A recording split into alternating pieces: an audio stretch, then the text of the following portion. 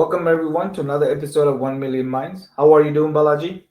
I'm doing great, Rajni. How are you? Doing well. I'm excited. I got my new phone and I've been playing around with it, so I'm excited to show you some of the what I consider as the cool You didn't get features the that we've been Samsung, did talking you? about. You got the latest AI chipset? Is that what you got? Yes, All I right. got the Samsung. So I want to. That's one topic I want to talk about. Then I want to talk about how the new Bard being replaced by Gemini. So I know a lot of cool things going on, but personally, as soon as you, one of the reasons I got the device is to be able to play with the Samsung AI. So it would be great to.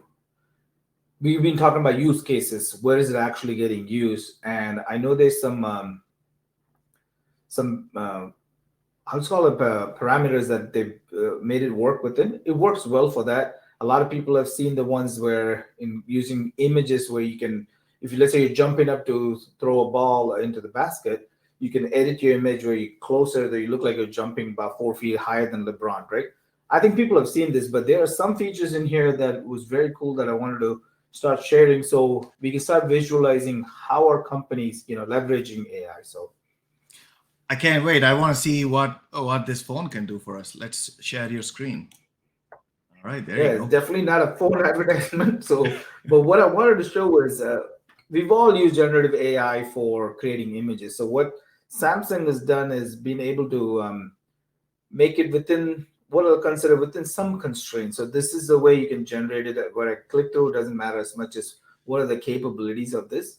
So, if you want to start from scratch, right? You just they've seeded certain pictures, they've seeded certain styles, so you have to play within that. But it's better than just getting a stock image from somewhere and saving it, right? This one feels Right. like you creating. My kids enjoyed creating a lot of these images, so it just personalized to your taste. So I'll leave it at that. So let me So just, are so if you you are want you to do a new one. typing something in to create these images, or are you using voice? How are you creating these images? So okay, let me show you. For example, this one, if that's your base, I'll just get canvas with this painting, right?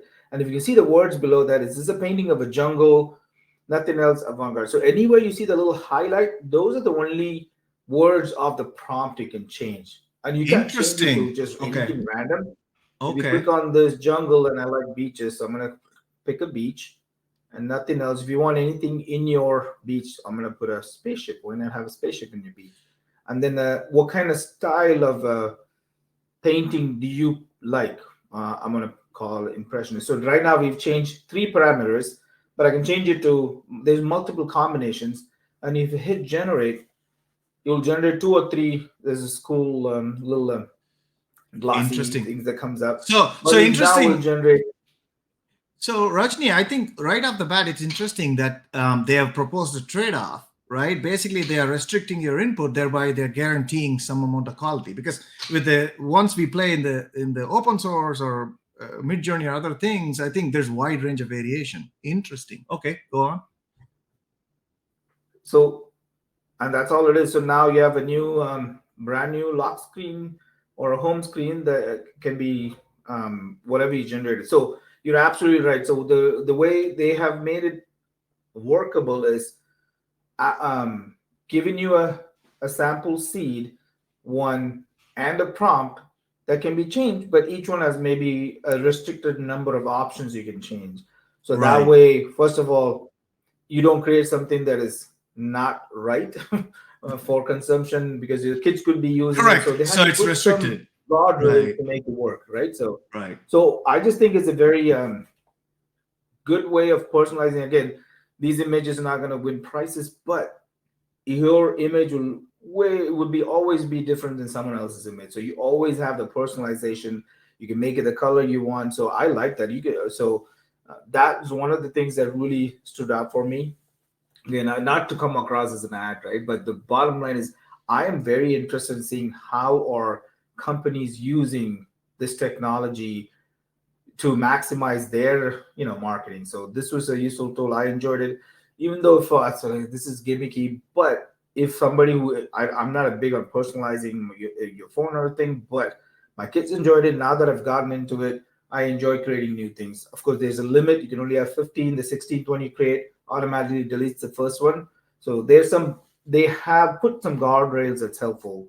But to your point, there's enough personalization, enough options without giving opening the entire world for us. So Yeah, I think Rajni, I think more than the phone itself, I'm more intrigued by this concept, right? I think everybody's trying to figure this thing is so expansive.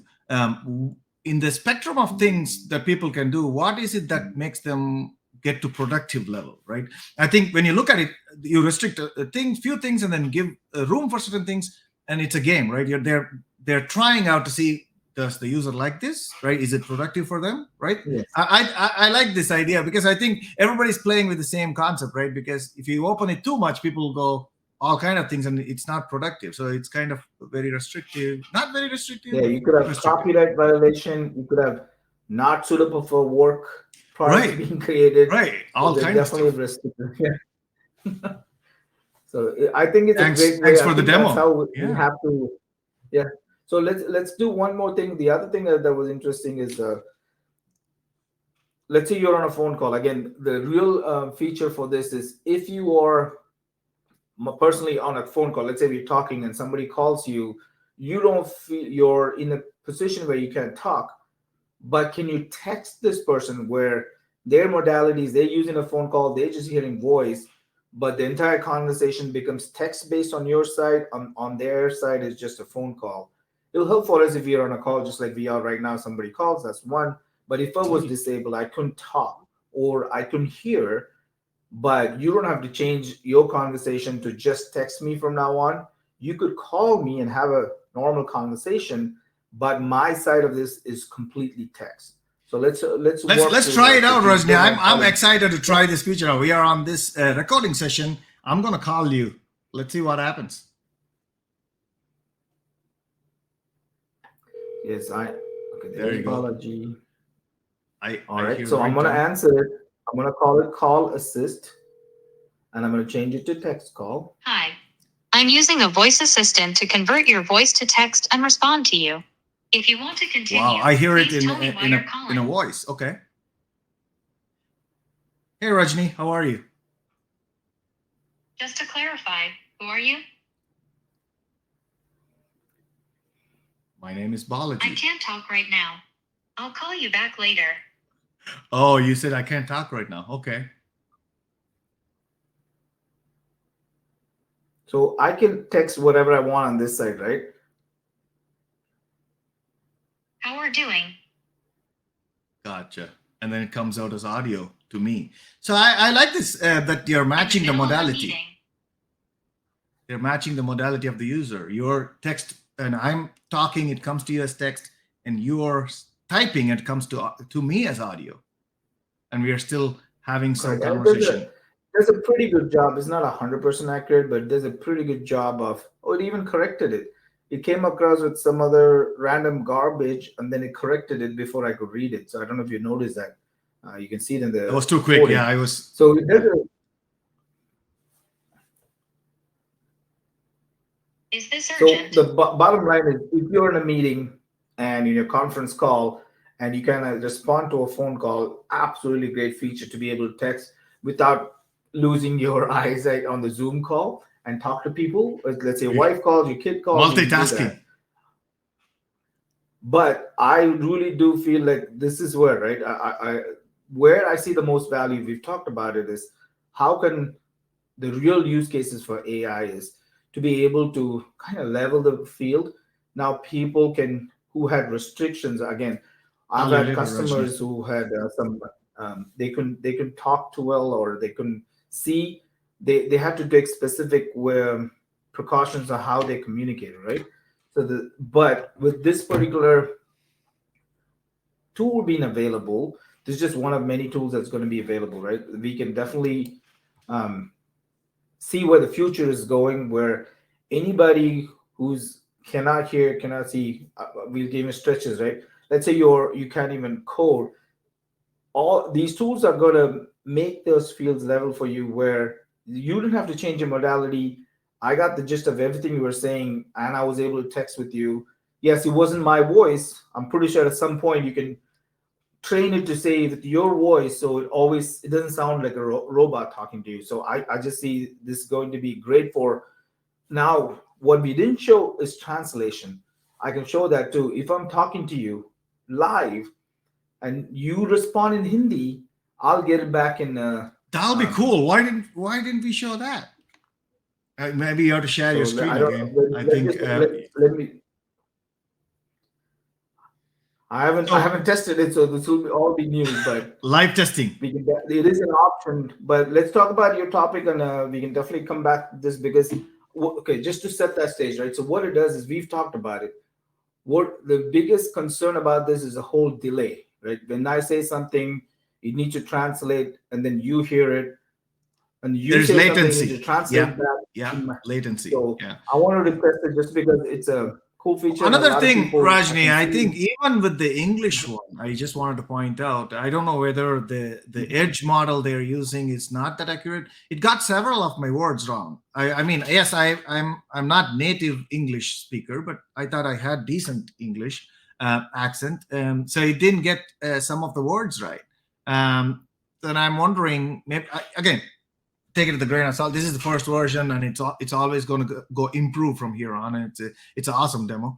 But I couldn't help but notice you said it's auto correcting, and it's also getting some words wrong. Yes, it is. Again, I don't think it's 100% that to your point. This is version 1.0, and I'm pretty sure if you fast forward how far we've come, whether the generative piece of it, whether this translation, I just think we are headed the right direction. Absolutely. I love the matching your modality part, right? It's talking back to me instead of showing me text from you. Perfect. So I wanted to show this before we hang up. Hopefully we can show that this actually the translation, because I haven't played with it, because I know how it works, but I haven't seen it in action. So let's try to do that. But